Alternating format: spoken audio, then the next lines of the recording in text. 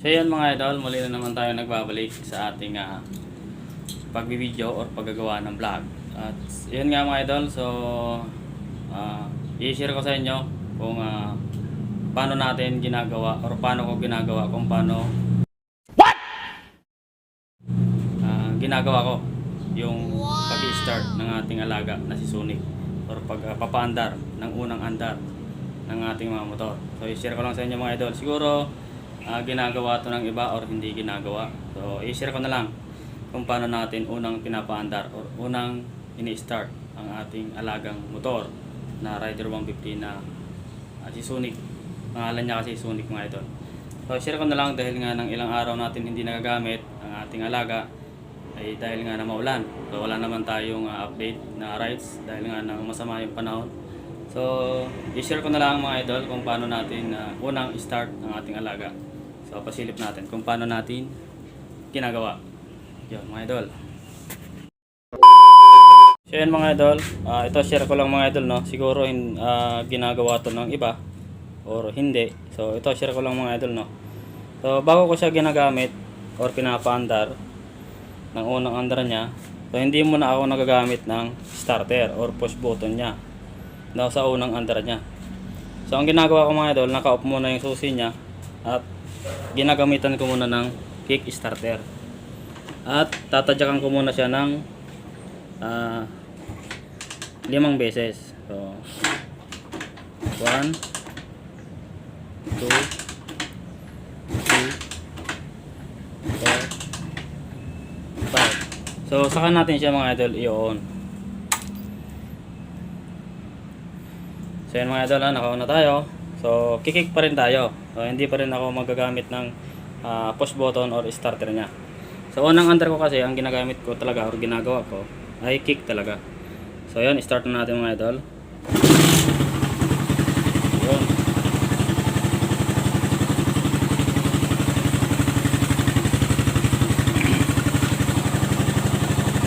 So yun yung ginagawa ko mga idol tuwing magpapaandar ako ng aking alagang motor. So share ko lang ito mga idol. Siguro ginagawa rin ito ng iba or hindi. So share ko na lang mga idol.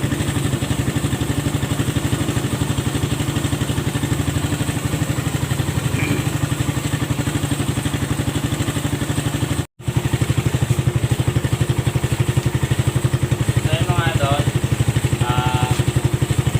share ko lang ito, no. So off muna natin kasi maingay eh. Ayan, pinatay ko ng mga idol. So ayan, share ko lang. Dito ako mag-alaga ng aking alaga na motor. At kita nyo naman kung paano ko siya gamitin. Siguro hindi ginagawa ng iba or ginagawa. So share ko na lang mga idol at sana may natutunan kayo sa aking video at sa pag-aalaga ng aking motor. So share ko na lang mga idol, no. At yun, pinakita naman natin kung paano ko siya gawin. At pagkapandar ko, ang ginagawa ko mga idol ay 3 minutes or 5 minutes kong pinapainit para ma-circulate niya lahat yung oil niya dito or langis sa loob ng mga granahe niya or dito sa bandang head niya or block. So pag uminit na siya, mini-maintain ko yung na-circulate na yung lahat na langis sa buong makina niya. So saka ko siya i-start na patakbuhin.